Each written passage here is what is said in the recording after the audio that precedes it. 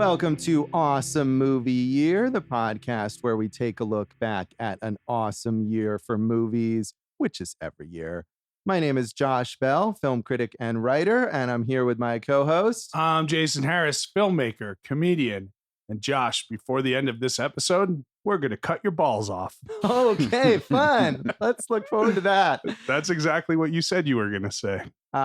Yeah. Are there two of us hosting this podcast, or is just the same person? So in this season of Awesome Movie Year, we've been talking about the films of 1999, and we are here at my personal pick for the year, and that is Fight Club, which is why Jason is talking about cutting people's balls off. Or maybe not. Maybe that's just what he does. Serendipity? No, Yeah. I'm just kidding. So, He had no idea that was what was happening. you know, it's funny, Josh. I just want to say there's so, like this, whatever you think about this movie, there's so many quotable or memorable things. Like I'm going through my brain and I'm like, how do I want to start this? I settled on cutting your balls off. Well, obviously. right. I mean, and as you should have.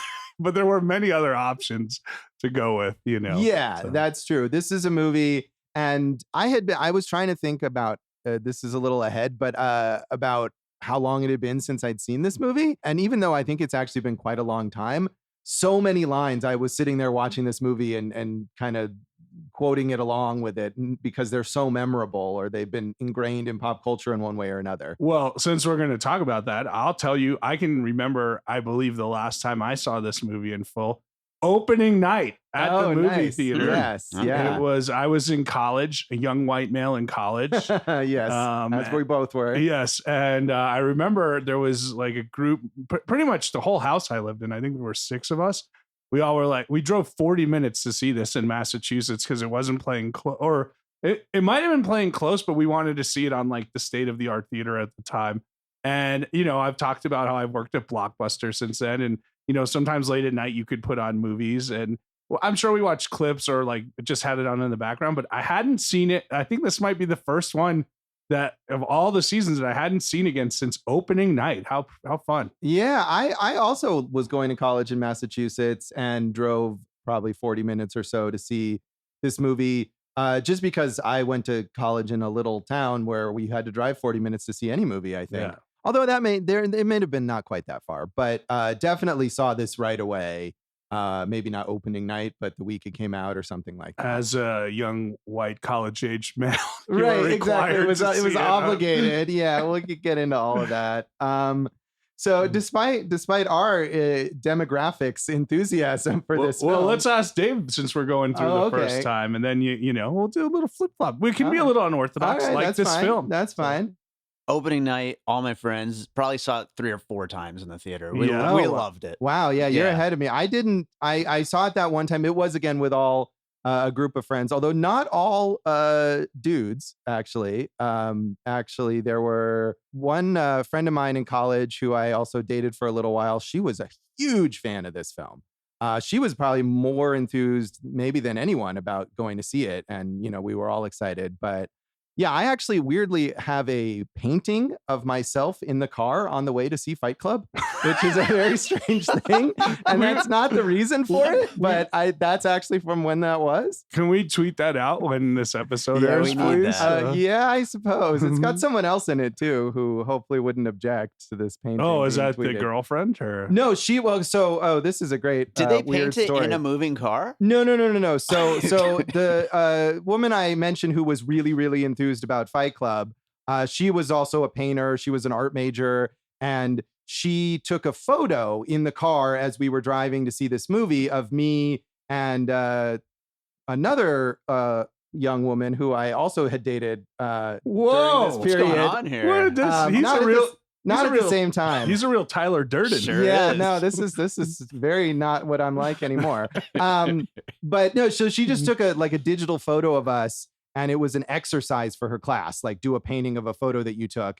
And so she did this painting of just the 2 people sitting in a car. It's not like an exciting painting, just as an exercise. And then when she graduated, she was getting rid of a bunch of stuff. And she was like, do you want this painting of you and this other person? And I was like, okay. And I used to have it on my wall in my bedroom, which I realized is super creepy. And so, I love this. so now I have it in a closet. I know this painting. I've been to his house enough times to know the painting. And the ladies got along. All your girlfriends got along with each other. Well, like I Josh? said, we didn't date it was not at the same time. They were good friends actually. Wow. So for a while, and then they had a massive falling out, but not related to me. In part related to some other guy that they had both dated who turned out to be a horrible sexual predator. So that's a downer ending to that story. Yeah, I was really enjoying the story, and then now I'm not. Hopefully neither of these people listen to this podcast. Now, Josh, you've seen it again on like DVD before. Well, yes. I remember in college, because my group of friends, we were so into it. I remember we had after it came out probably on VHS, we had a movie night in the dorm and we watched it. And I owned the Blu-ray, which I watched for this podcast, but I was trying to think when the last time was I saw it. And I think I've seen it at least once post-college, but not that recently. So, and Dave's probably seen it a bunch. I imagine. I hadn't seen it in a while, but I was trying to remember. I think I got DVD for this movie. Okay. I got my first DVD player because of the special features on this. Yeah, it has a lot. Watching the Blu-ray, it had a lot of features that it had 4 commentaries, and it was very, very extensive for that kind of stuff. But I know I hadn't seen it in a really long time, is my point. Well, and knowing Josh, eventually he's going to get into some of the quotes from reviewers. Yes. And Dave talking about the DVDs. One of the quotes from English writer Alexander Walker was an inadmissible assault on personal decency and on society itself, which Fincher put on the packaging of the DVD. That sounds about right for this movie and its sort of themes. So despite all of us being in this kind of group that would have been very, very enthused for this movie, it wasn't a big hit. It was considered a commercial disappointment, grossing $101.2 million on its budget of $63 million, which had ballooned over time because, David Fincher. But the studio was not happy with this film, and it may have not done that well in part because they didn't know how to market it, and they weren't that enthused about trying to push it. And so it didn't necessarily reach everyone in the audience that would have liked it, at least right away. It was nominated for an Oscar for Best Sound Editing.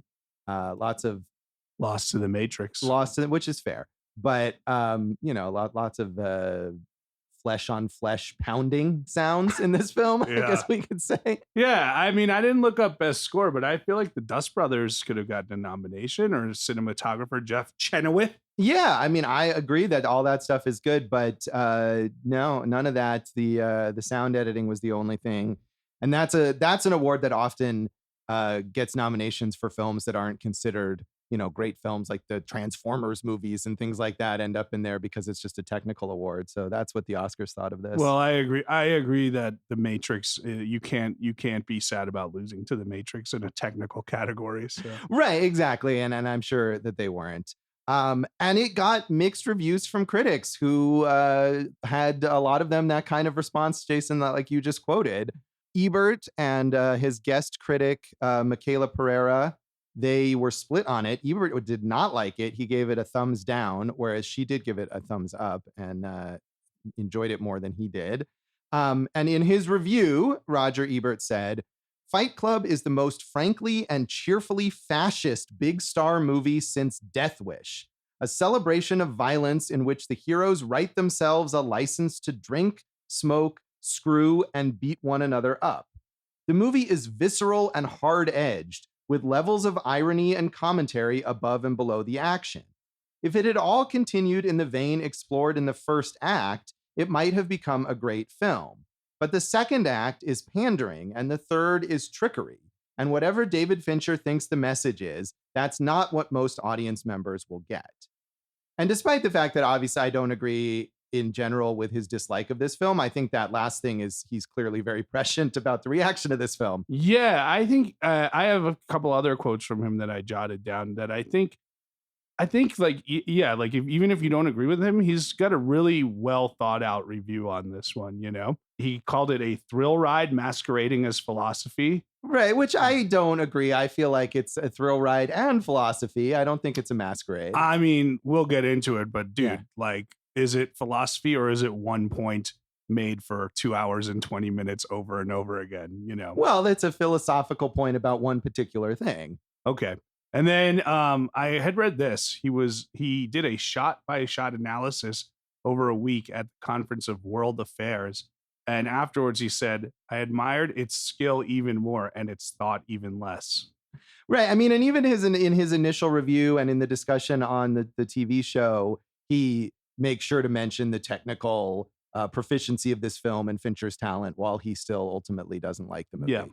So Janet Maslin in the New York Times was much more positive. She liked it a lot. She said, in a film as strange and single-mindedly conceived as Eyes Wide Shut, Mr. Fincher's angry, diffidently witty ideas about contemporary manhood unfold.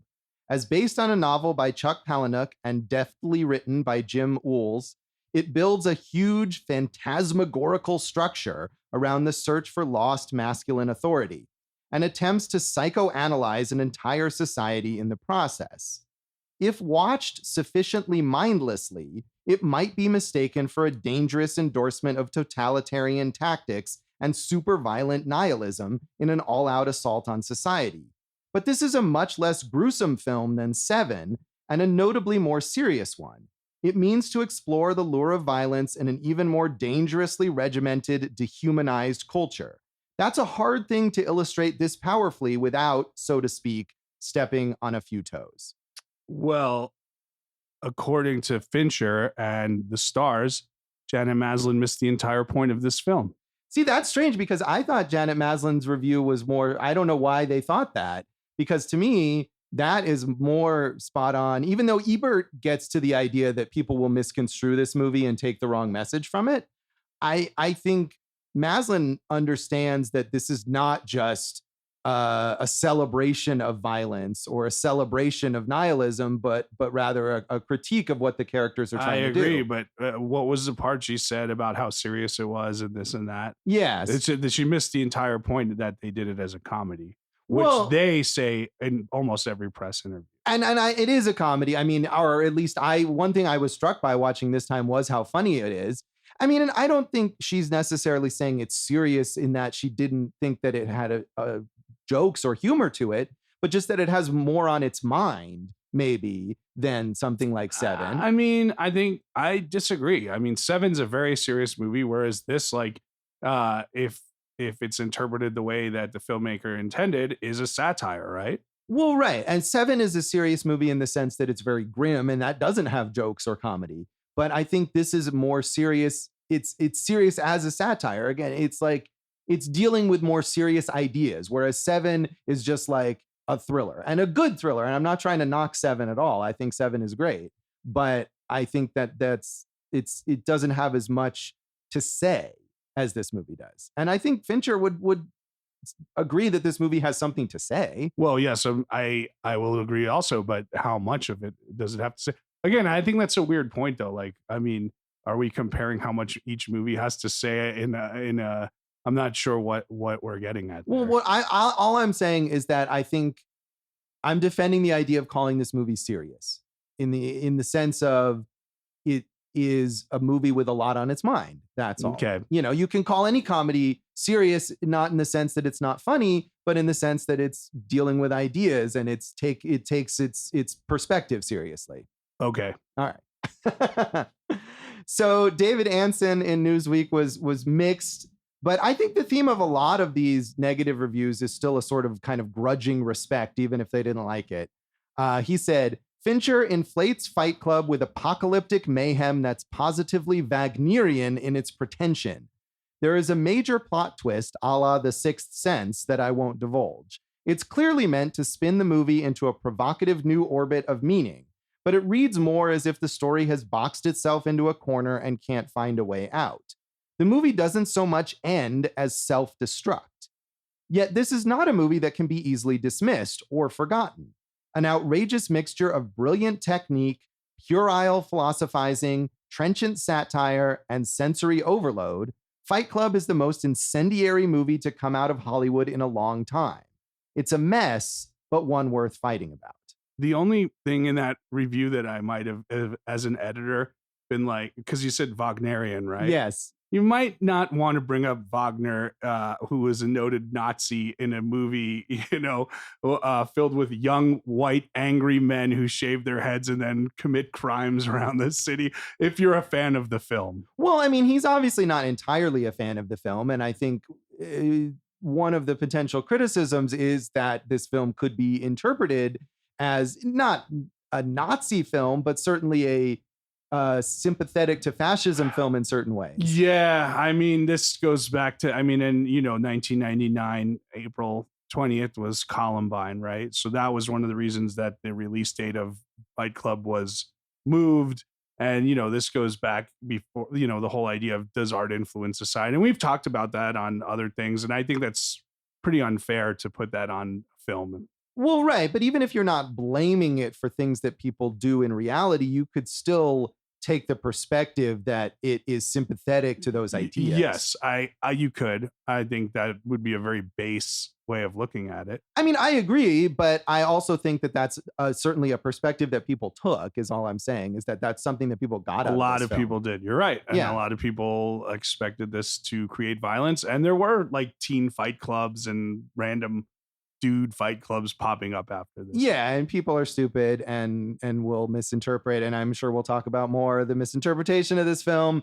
But I think you're right. You can't blame this or any other film for what idiots do in misguided ways being inspired by it. Yeah, idiots are so dumb. They sure are. Hey, Josh, I wanted to bring up two celebrities who spoke of this film. Bill Clinton was a fan and called it quite good, if a little too nihilist, which I think is pretty fair. Sure. All right. Yeah. And I don't know if you know this, Rosie O'Donnell, this was when she had her talk show. Oh, yeah. This came up in the news recently for some reason, I think. She went on the show and she said, whatever you do, don't see Fight Club. It's demented. It's horrible, whatever she said. And then she gave away the twist on the show. Like, if you want to be like, hey, I don't like the movie, I don't think you should see it. That I still think is like kind of pushing it as an entertainment host, but like, don't give away the ending, dude, Right. And it's weird because I don't know why this came up. This was like a news story in recent months, I swear, where she talked about it in an interview or something. And I don't remember it being a big deal at the time. And I think she essentially said something along those lines where she was like, it wasn't like she was trying to hurt the movie because she didn't like it. She just didn't even think of that as being a thing. I can see that. But she should know better than to give away an ending of a movie. No, I suppose so. We say that, but at the same time, maybe not as much in 1999, but when we've been looking at earlier years in like the 60s and 70s, film reviews used to give away every single plot point. You're right. But 99 Sixth Sense, as our friend Dick Walsh told us, everyone kept it a secret. So you would think they would want to keep this one a secret. You would think so. And David Anson in that Newsweek review does essentially say, here's a twist and I'm not going to tell you what it is. Yeah. It's funny because like there's still like everything we're talking about has like layers of controversy around it that we have to dissect to even get into this movie, and it kind of brings you back to just like what a powder keg this was. Right, it was. And even if it didn't become a huge hit, it was certainly something that was extensively talked about. It was explosive, like many of the buildings in the film. Thank you, Jason. It wasn't a huge hit, but I guess this is a legacy thing. I mean, it was a huge hit eventually. Yeah. And as we're talking about amongst our, sort of peer group or whatever, it was a huge deal. Right. And I don't remember it wasn't like a surprise, like, oh, wow, I never heard about that movie and we saw it and it was amazing. Like we were all really excited in advance to see this film. Right. And still, it was number one at the box office the first week. It didn't make a lot of money, but it didn't die, right. And so I mean, I wouldn't say like, I mean, I think the bomb aspect of it is because of the hype surrounding it, but Fincher was so unhappy with the way the studio marketed it and didn't think that they got it. But obviously, if not your pick, we could have put this in as the cult classic. Yeah, absolutely. I mean, I think it would qualify, even though it was, a pretty mainstream, widely distributed film, it became a cult thing rather than a mainstream hit. Yeah, and that there's sometimes that's better. You find your audience that way. Yeah, maybe so. I mean, it's not always better in the moment for people who want to, have successful careers and make more movies, but they all did fine. Right, exactly. I think we can say that David Fincher survived this. Yes, indeed, he did. Josh, Empire Magazine, that British film magazine? Yeah, we've mentioned it. You ever write for them or anything? I have not. Oh, they're obsessed with this movie. Okay. Like every 2 years, they seem to, in the 2000s, they seem to have put out like a top 500 list or best 100 movies. And this is always on their lists. And I didn't want to write down all of the Empire Magazine ones, but I did note that they claimed it was the 10th greatest movie of the 500 best movies of all time in a 2008 issue. But it was like literally every year. Wow. Number 6 this, number 8 that. So the number 10 movie of all time, Yeah. they had it on there. Well, I like this, but I think that's a gross over, giving it way too much credit of all time. This is why you don't write for Empire Magazine. No, apparently not. I should pitch them something related to how great Fight Club is, and then I could write for them. Yeah, you could, and say it was your personal pick on awesome movie. Yeah, year. well, There you go. they're definitely big awesome movie year listeners. And over there. a media conglomerate between me, you, and Dave. Totally. So, and any other background here you want to talk about on Fight Club, Jason? I mean, like we said, it's a fun movie to read about. We just said it could have been a cult movie. In 2009, the New York Times called it the defining cult movie of our time. We covered The Graduate in 1967, obviously. And I found it really interesting all the times that I'm reading about this, that Fincher would bring up The Graduate. As it doesn't seem like The Graduate in any way to me. Yeah, but maybe in a Fincherian way, right? So he's saying, like, in the 60s, it was you finish college, you're supposed to do this, you're supposed to do this. And Benjamin's having this existential crisis, right? And in the 90s, it was you're a young professional and you're supposed to do this, it's supposed to do this. And, our narrator without a name is having that existential crisis. Although I agree, it's very different. Yeah, I mean, having an existential crisis is a pretty broad comparison. There are many characters have existential crises in many films that are not otherwise similar at all. Yeah, we could still be inspired by it, though. No, obviously it was. I mean, if they said it, and I read that too, if that's something that he said that he looked to, then I'm sure it's true. So it's just not something that I ever would have thought of. If we were doing a piecing it together episode about Fight Club, I would not mention The Graduate as a puzzle piece. And I would, only because of the research done. You cheated. By researching? Yeah. Well, Josh, I really do want to know why you picked this movie. So maybe we should take our break and come back and get our general thoughts. We'll do that.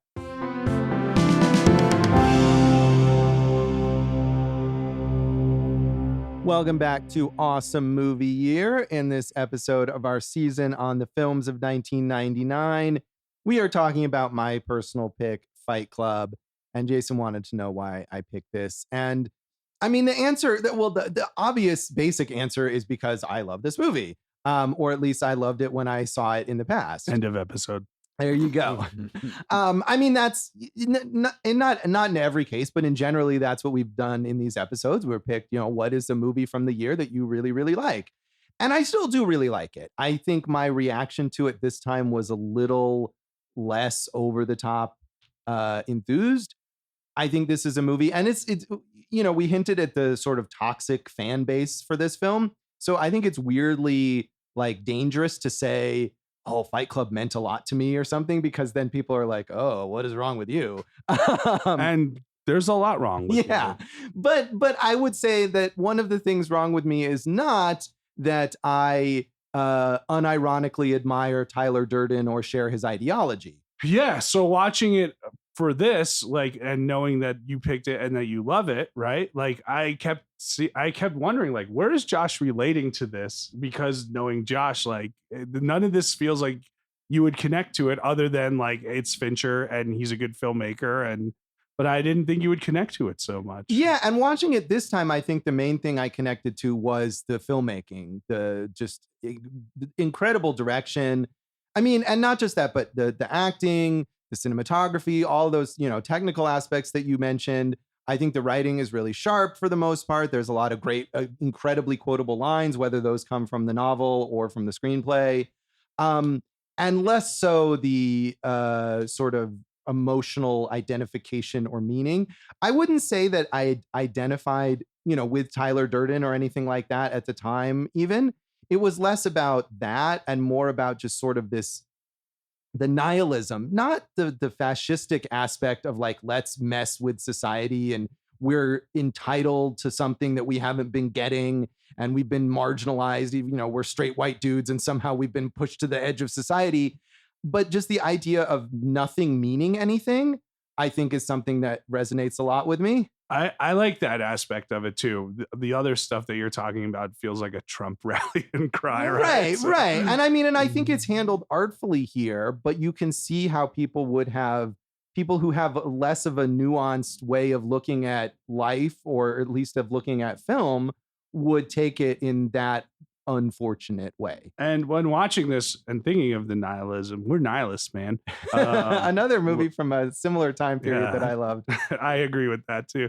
But watching this, I thought like, well, I could see how audiences would be turned off by that aspect of it, because they really like hammer you over the head with the nothing means anything in this world type, aspect. Right. And that, to me, I was like all in favor of that at the time. And maybe I'm less aggressive about that now, but I certainly still sympathize with the point of view of everything being meaningless. Yeah, aggro Josh, huh? Yeah. Remember aggro Josh? No. So, but Jason, I wonder, obviously you were excited to see this if you went on opening night. Yeah.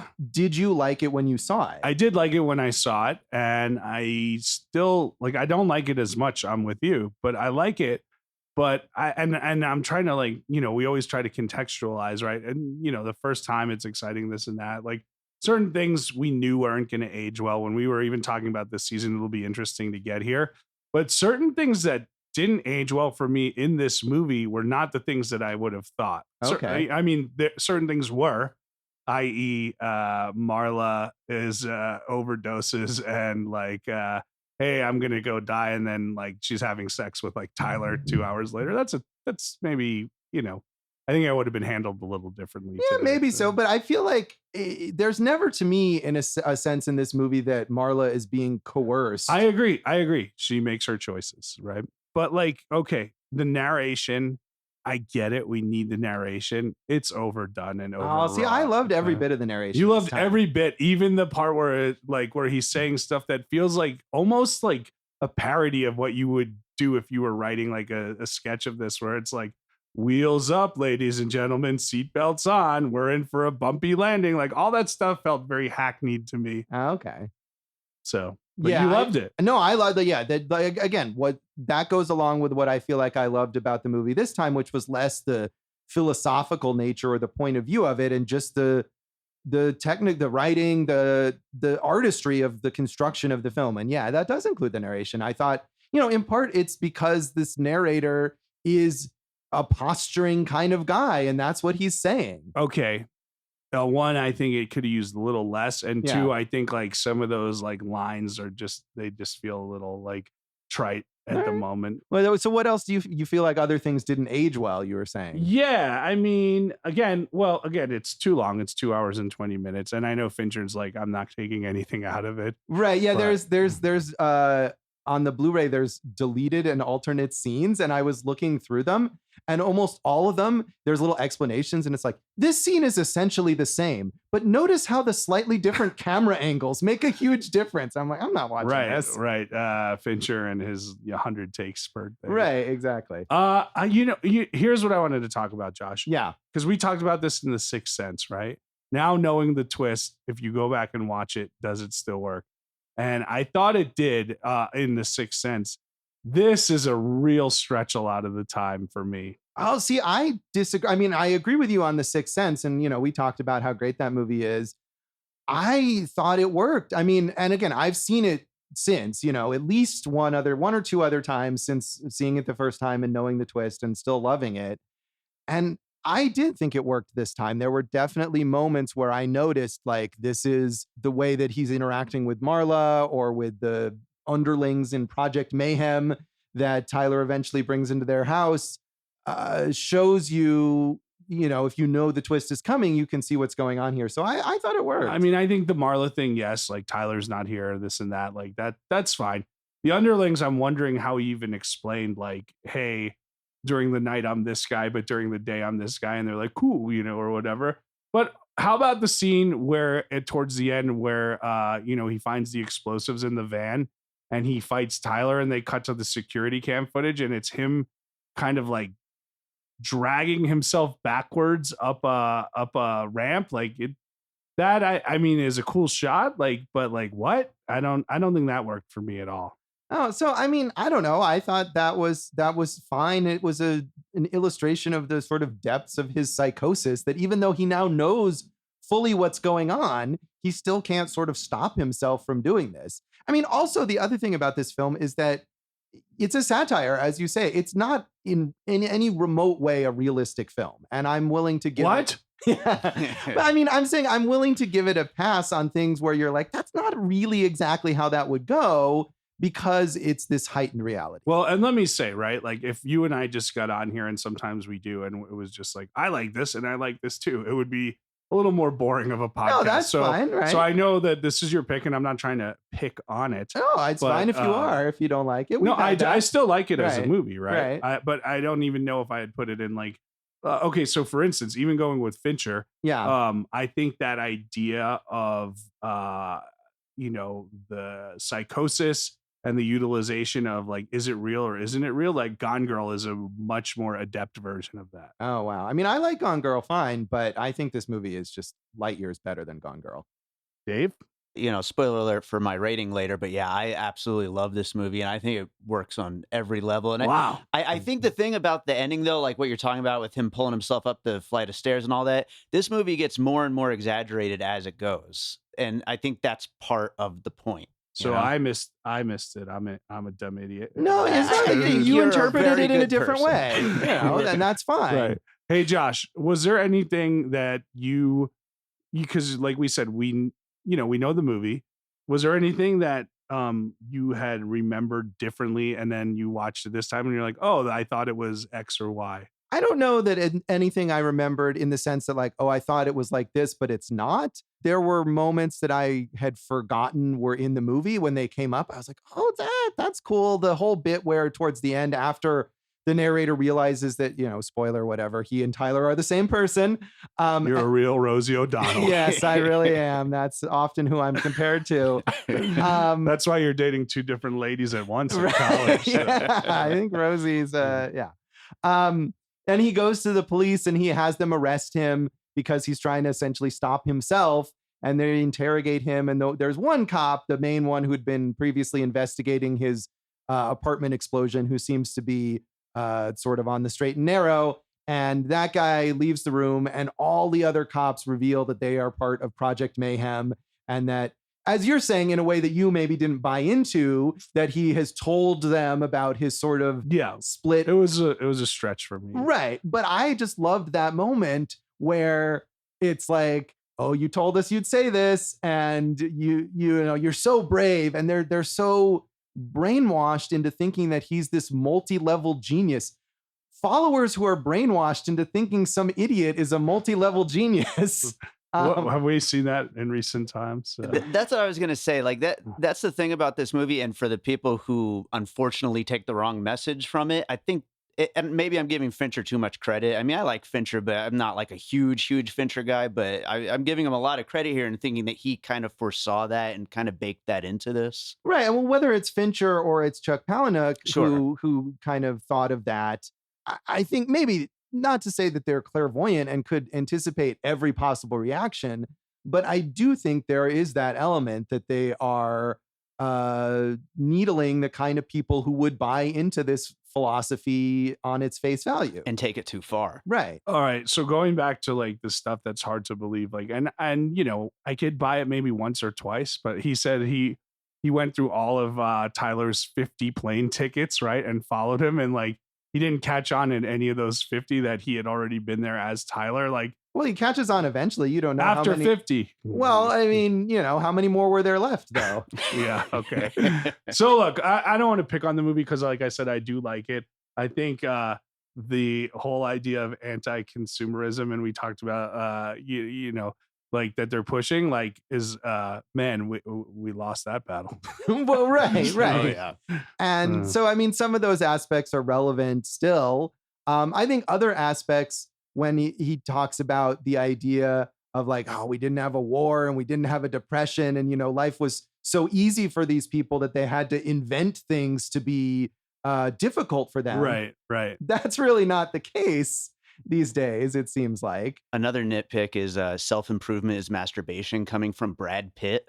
Like, you know, the Well, way he looks and Right, everything. right. Or there's Yeah. that bit on the bus where they make fun of the male model in the ad, and then it's like, well, but you're Brad Pitt. Yes. And it's not like they had Brad Pitt like ugly himself up for this movie. If No. anything, it's the opposite. He's very good. I like all three of the leads, and Yeah. I mean, but we know they're like all very good actors. Meatloaf is great in this He's movie. so good. Yeah, like I remember seeing this in the theater. I'm like, man, Meatloaf. I think he could, you know, and he acted in some other stuff around that time, but like, I thought he was really good in this movie. He was good in a part that is like ridiculous, but you have to really feel for that guy eventually, and you do. And ridiculous, but he makes it believable and everything. Yeah. So, and the boss, the guy who plays the boss, who's like a character actor whose name I don't Oh, Zach Grenier, I think is his name. he does a good job too. He does. I mean, that's a thankless role there, but the scene where he's watching the narrator beat himself up and is just like, what world have I stepped into?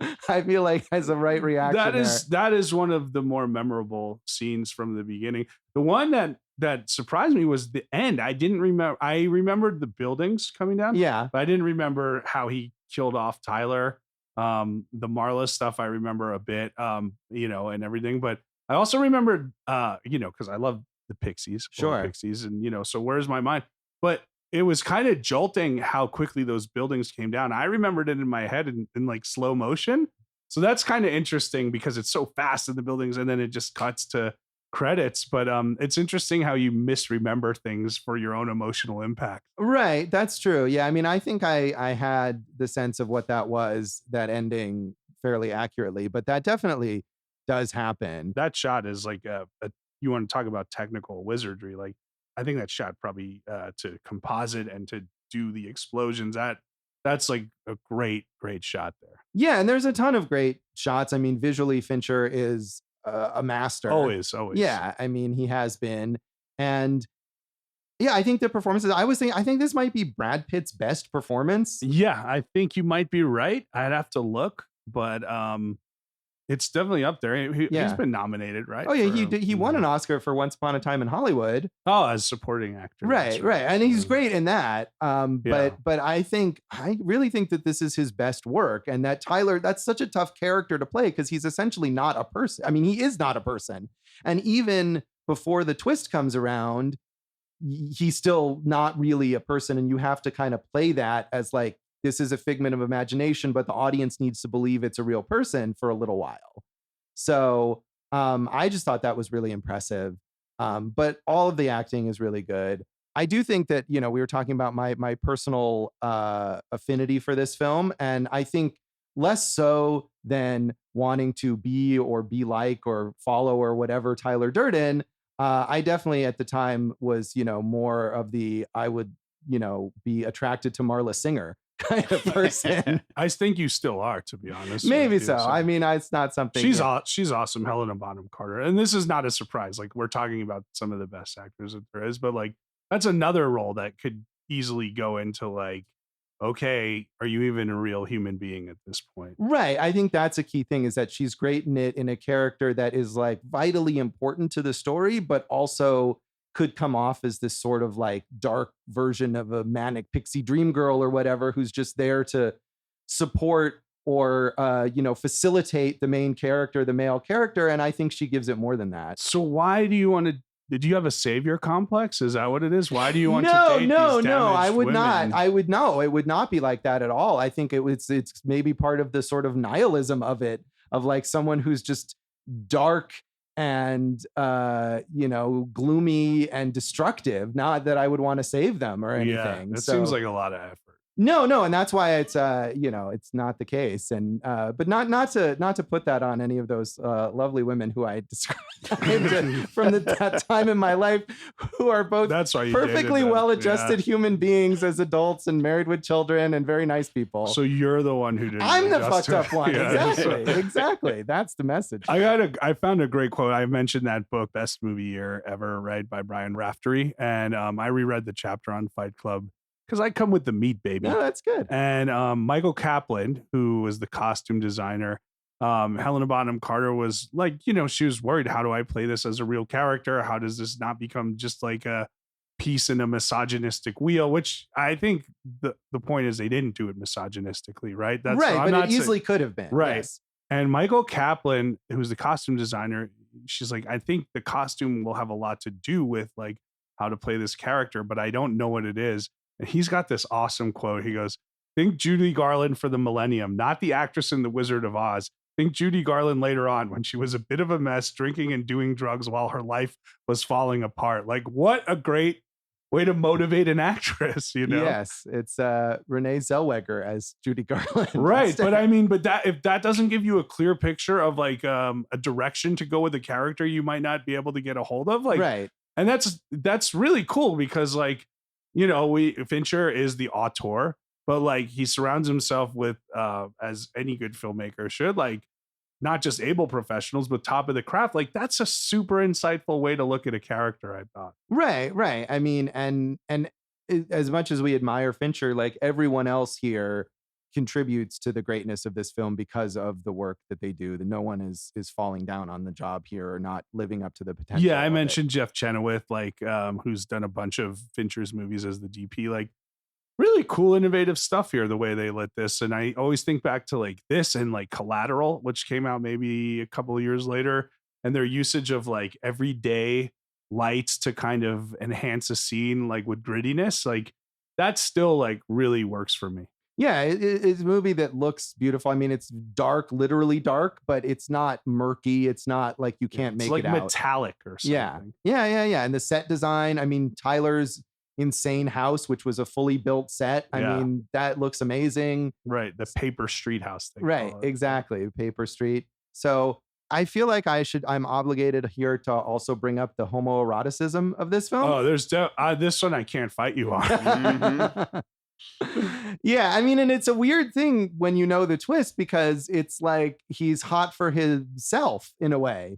He's hot for what he's not. Yeah. Right. Oh, that rhymed. Yeah, but I wasn't sure. But I mean that, right? Like, because that's, I mean, even Tyler says like, I'm the opposite. I'm everything you want to be, but aren't. And that's so.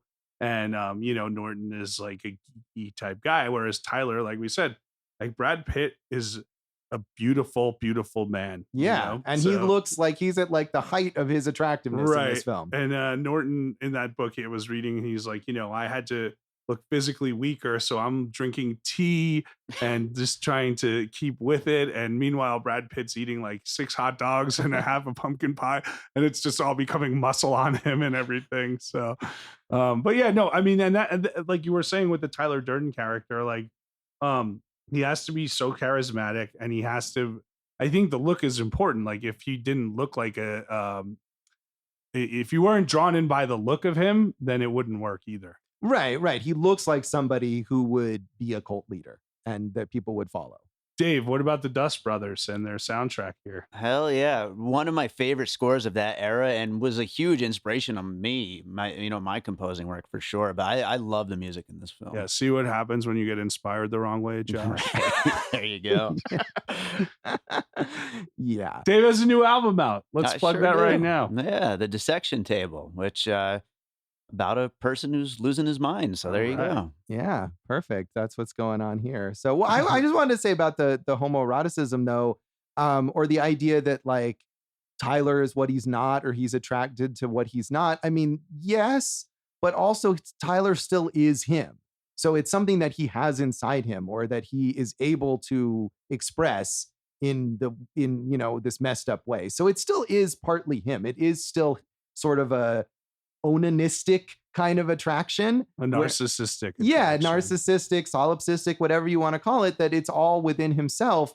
And that even though sort of, and I can't remember if it was Fincher or someone else who described this as a romantic comedy in a way. Hilarious. And the end result is that he and Marla are sort of together, I guess. And she's the one who, even though she's messed up in her own way, is sort of his savior. Like it's really about his romance with himself. Well, Tyler wants to get rid of Marla, so narrator can focus back on him and what's important. Right. You have all these scenes with dudes with no shirts, just like bare knuckling each other, right? And by that I mean not punching. a euphemism, right? Dave, you ever bare knuckle another dude? You guys want to rate this? Yeah. Well, no. And the last thing I wanted to say is like, it's a group of guys hanging out in a basement who aren't allowed to talk about the activities they participated together. Yeah. Right? Well, you're joking, but I wonder, like, have you ever been in a fight, Jason?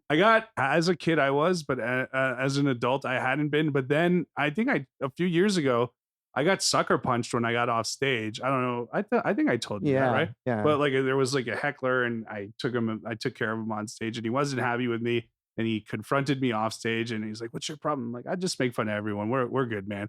And I turned away, and he sucker punched me when I wasn't looking. And it is a huge adrenaline rush because I took this dude's best shot while I wasn't looking, right? So like, if he was going to get me, that was how he was going to get me. And I just took it. And it, like, there's definitely a masculine adrenaline rush to that. I have to say, I have to be honest. Like, I felt like a beast at that point in time. Did you fight back? No, I'm not. I'm a pacifist. Everyone knows that about me. And I took the dude's best shot. I took him out on stage, and I took his best shot off stage. And to finish the story, which doesn't have to do with Fight Club, I thought he knocked my sunglasses off I was wearing them off on my shirt. So I thought he knocked them off. So I picked up the sunglasses. I drove home, and the host calls me, and he's like, "Hey man, did you steal that guy's sunglasses?" And I'm like, "What?" And he goes, "Yeah, he said during the scuffle, like, he lost his $600 Gucci sunglasses, right?" And I look over, and I see the Gucci logo, and I go, "Nope, I didn't take his sunglasses." So I got him on all three levels at that point, I But like yeah, that. that. Have you guys ever had a physical Not intensity as an of adult. a fight? Yeah. Yeah. No, I've never been in a fight. I remember one time, and Jason, I had this friend and talking about all sorts of weird stuff from my life. And this is great episode. It's usually me who has to go through the therapy session. Yeah. This is great. Yeah. So yeah, when I was younger, and actually long into adulthood, far too long, I had this friend who was a terrible person, really, an abusive guy.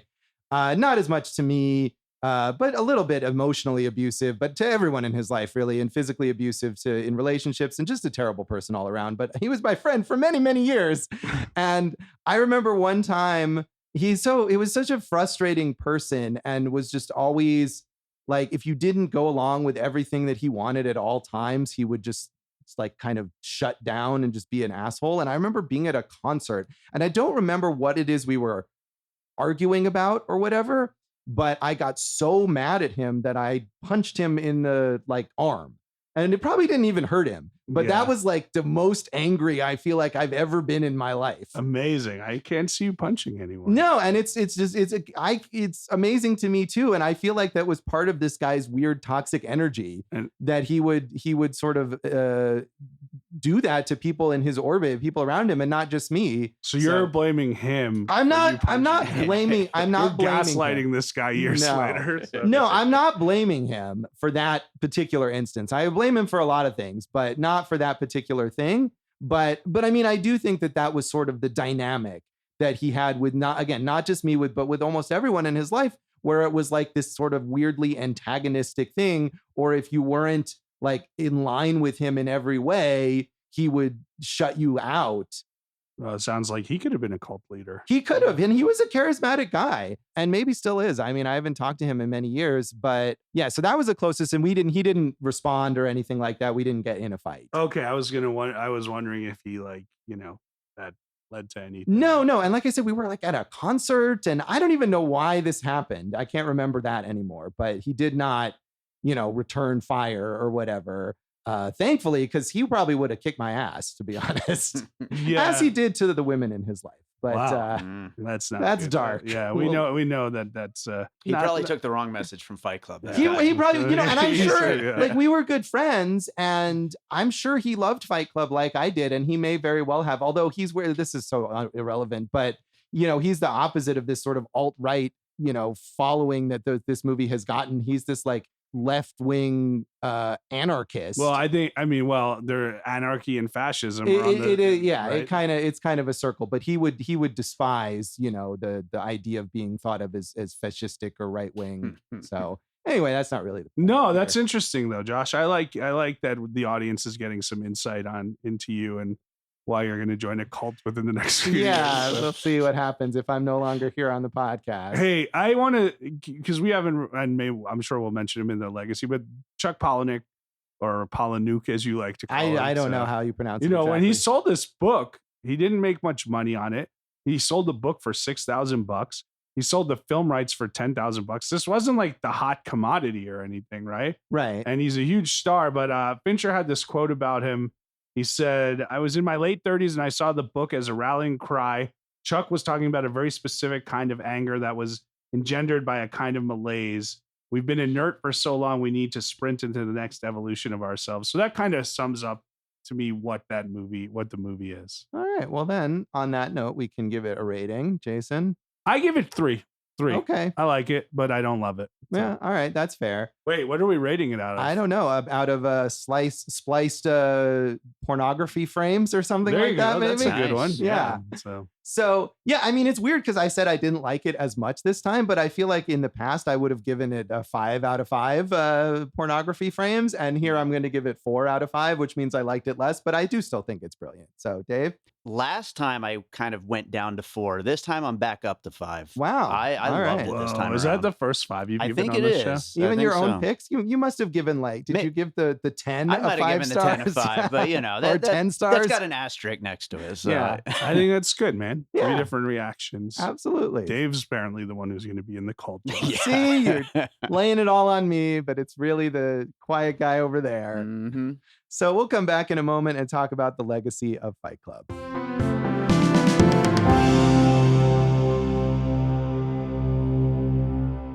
Welcome back to Awesome Movie Year. In this episode of our season on the films of 1999, we have been talking about my pick, Fight Club. And as we've said, kind of regardless of what you think about this film, whether you like it or not, it's had this huge lasting impact. Both good and bad. Yeah, exactly.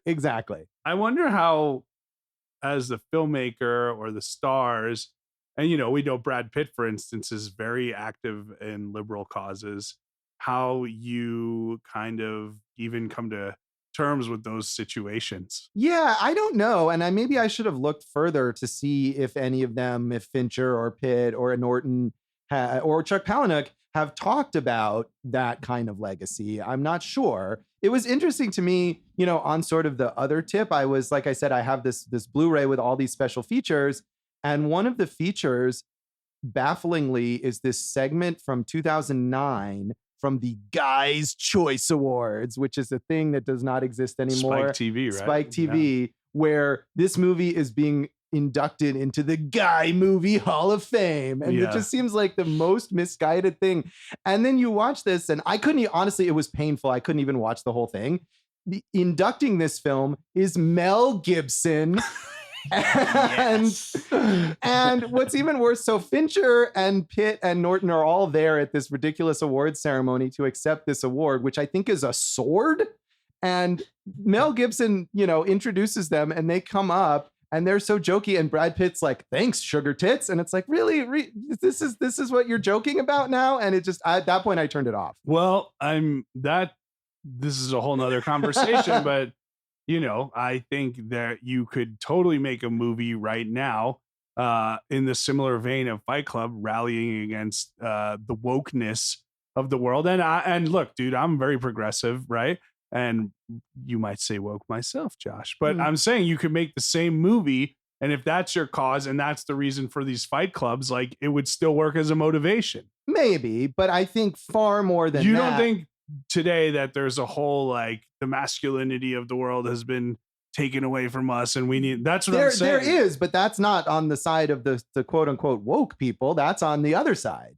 Well, but I'm saying this would be the motive, the wokeness. Oh, would be right. the motivation. Yes, I see what you're that. saying. I see what you're saying. Yeah, no, that's absolutely right. Yeah. Yes. Yeah, you are right. And I think that is the that is the sort of unfortunate interpretation that people on that right-wing level who admire this fascistic worldview have taken this movie as a rallying cry, as well as another movie that we may talk about later, The Matrix, which is also very much not what that movie was supposed to be about. And so lots of misconstruing of messages of movies from this year. Not just that, big events. Woodstock 99 is supposed to be a big peace and love fest and turned out to be horrible. Anything with Limp Bizkit's horrible, though. So let's just move on. Yeah, it's not really the case here. So, but I mean, also, I think there are plenty of people who love this movie and his reputation has grown sort of for the right reasons. Let's say it's not just these people who are taking it in the wrong way. It's a two-headed snake. That it is. And one head's got to eat the other. So apparently. Let's kill the idiots. And the people involved in this, even though it wasn't this huge hit at the moment, have gone on to big success. David Fincher, of course. They were all already superstars. Well, true. But I mean, I think this movie, even maybe not right in the moment, but soon after, burnished their reputations. I mean, if you talk about David Fincher, this movie comes up as, one of the great movies that he's made. Hey, Josh, one thing that I got to do here is talk about all the other directors and cast members. Oh, all right. Yeah, let's do that. Boop, boop, boop, boop, boop. Alternate casting on Awesome Movie Year. So it went to Peter Jackson was one they thought. Yeah. Bryan Singer. Ooh. You want to talk about Bryan Singer? No, let's not. We may have to eventually. He could have done it. He made a great movie with a twist. Right. He did do that. Yeah. So David O. Russell read it and said he didn't get it. Yeah, I feel like he could have. I mean, Three Kings, that is also, I think, from this year, has a similar satirical tone to it. The one, and Peter Jackson didn't do it because he was doing the Frighteners, Dave, at the time. Nice. The one name that came up that I thought would have been great, because especially with a lot of that overlay dialogue, was Danny Boyle. Oh, yeah. And this definitely feels like if we were doing a piecing it together episode, Trainspotting would totally be one of my pieces for this. Yeah, I definitely think Danny Boyle could have done a good job with this film. So Russell Crowe, Sean Penn, some of the names. Courtney Love, who was dating Edward Norton, was up for Marla. Winona Ryder, Reese Witherspoon, who would have been too young, right? Right. When I could see Courtney Love or Winona Ryder. Yeah, but the one that was really interesting, the one that he offered it to, was Janine Garofalo. That would have been totally interesting to me. Yeah, I mean, I feel like she never got. Maybe this could have been sort of a new direction. She never really got the chance to take on that kind of serious, heavy role. And maybe she could have done it. And she says she accepted the part, and then Edward Norton didn't want her for whatever reason. But I thought that was a super interesting pick. Yeah, I think it could have had an interesting legacy for any of those performers had they ended up in this film. It could have changed the direction for them. But I mean, of course, the people who are in this film, as we've said, all brilliant. And I think the thing about both Brad Pitt and Edward Norton is that they were they were huge stars at this time. They remain huge stars, Brad Pitt more so. But I think both of them are really dedicated to taking on interesting, challenging films in addition to mainstream stuff where they get to use their star power and just be famous and whatever. It's crazy to me that Brad Pitt is such a famous actor and he might be more successful as a producer right now. Like, killing it with his production company. That's true too. And I think that's another thing where he uses his clout as this big star to say, let's get this movie made, whether it's something like 12 Years a Slave or other things. Other movies that I can't think of right now, but I mean, that was Moneyball, maybe? He was a star of Moneyball. Yeah, but he probably, may have been a producer. I think he is a producer on a lot of those. Norton's got a reputation as being difficult to work with in that he has ideas and he wants to incorporate his own ideas. And, he's not as big as a star now as he was. And, he had a run of some great movies. Like I thought, dude, his performance in American History X is like one of the best I've seen. So I'd love to see him get something meaty that he can sink his teeth into on that dramatic level again. Yeah. And I think part of his sort of being difficult or whatever is that he wants to be in charge, and he's directed a little bit, but not as much. You would think that he would take more of that initiative to say, I'm going to be the director on this project so that I can make sure that it's exactly what I want it to be. Like Keeping the Faith. Right, exactly. Which I've never seen, but has kind of a cult following. It's all right. I really liked it when it came out, and then I rewatched it like maybe 5 years ago, and I didn't think it held up at all. But yeah, but I love Edward Norton though. Yeah. I think he's. Do you have a favorite? I mean, probably this, but I'm a big Death to Smoochie fan. So that's the worst movie that I've never seen that. Was Primal Fear? If we ever do whatever year that was, 2002, I think it's probably going to be my pick. I mean, I'll have to rewatch. I would rewatch it because I remember being excited about it and hating it so much. Yeah, you got Primal Fear, American History X, and Death to Smoochie is your pick. Okay, yeah, sure. Come on. I've never seen Death to Smoochie.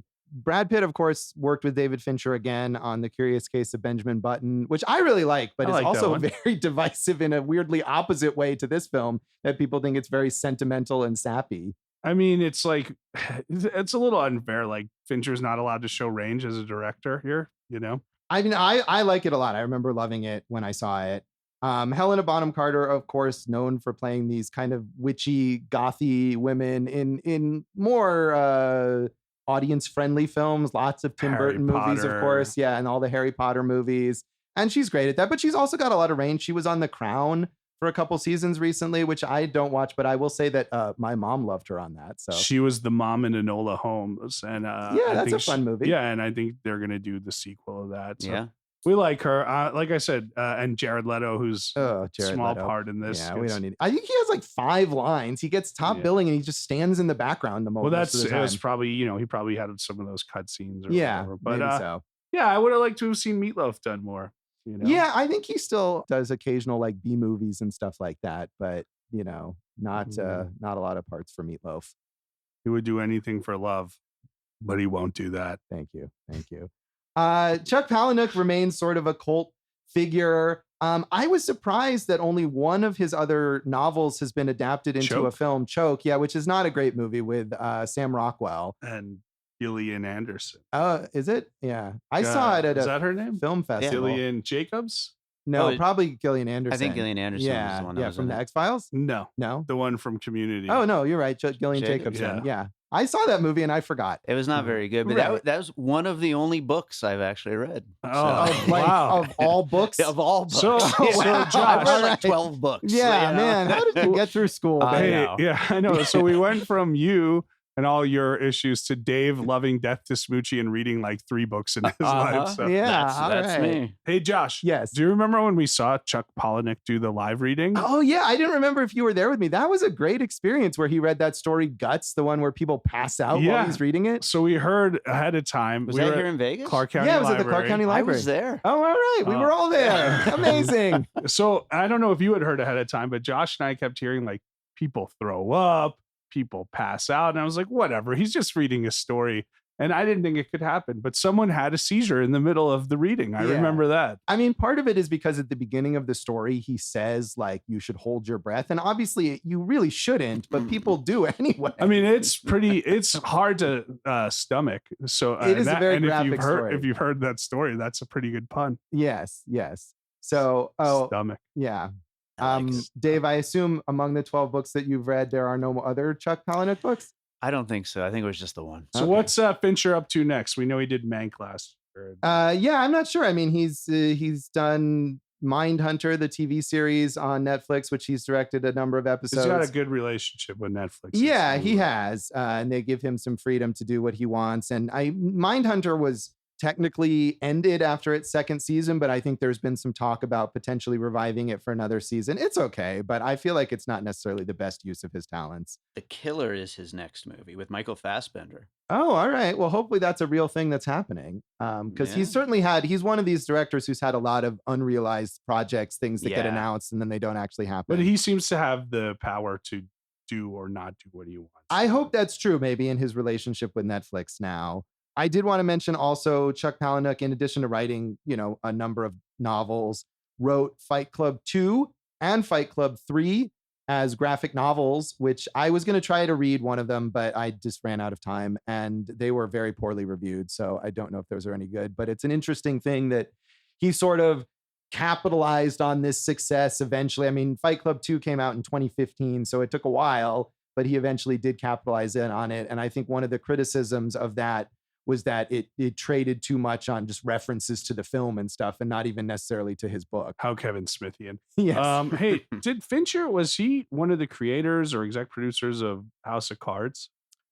Yes, I think so. Yeah, he might have directed also a couple episodes of that. I mean, you got to remember when House of Cards came out, it was like Netflix is putting out its own series, whatever, right? So like, you might not love Mindhunter, but like, let's give the influence of what he did. Right. That's true. I mean, being able to sort of foresee that as a thing that would be worth doing when a lot of people had that level of skepticism, as you're saying. Yeah. The one member of this team who maybe did not do as well, besides Meatloaf, who took the words right out of my mouth, must have been while he was kissing me, was screenwriter Jim Uhls, who wrote Jumper. And that's it. Yeah, he's had one other credit in his entire career. And I mean, Jason, you know, being a screenwriter in Hollywood, that doesn't necessarily mean that he hasn't been working. He's made steadily. a lot of money not making movies, right? Writing stuff that didn't get made. But Jumper is so bad. Jumper is really very bad. And I'm sure as much as he would appreciate making money, you want to get a movie made. So that's got to be frustrating. But that's true. I think he does a great job.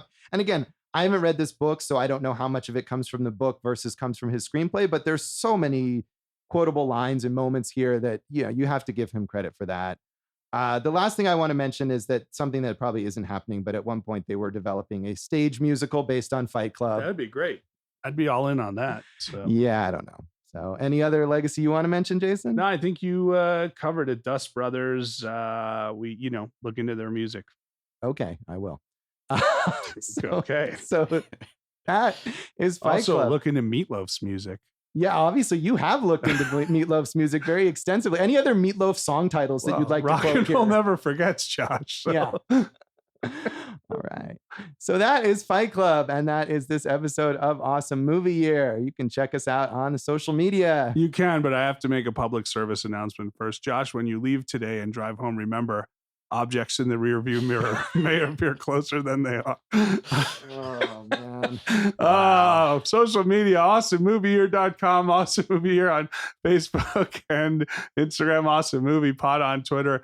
I'm Jason Harris Comedy or Jay Harris Comedy on all the socials. Not that anyone ever looks them up at this point. Go for Jason. It was, you could make soap out of it or something. I don't know. It's not a website, Josh. Yeah, mine isn't much better. JoshBellHatesEverything.com. But you can say hello to me and talk about my weird personal problems at Josh Bell Hates Will you Everything. tell us more if we go on social? We'll see. Josh Bell Hates Everything on Facebook and at Signal Bleed on Twitter. And listen to our producer, David Rosen's awesome podcast, Piecing It Together. Check out Piecing It Together wherever you listen to podcasts, and follow us on social media at Piecing Pod. What do we have in our next episode, Jason? And then it was our foreign film, Run, Lola, Run, another major influential film of 1999. So tune in next time for Run, Lola, Run. And thanks for listening to Awesome Movie Year. Thank you for listening to Awesome Movie Year. Make sure to follow Awesome Movie Year on Facebook, at Awesome Movie Pod on Twitter, and at Awesome Movie Year on Instagram. And if you like the show, review us and rate us with 5 stars on Apple Podcasts.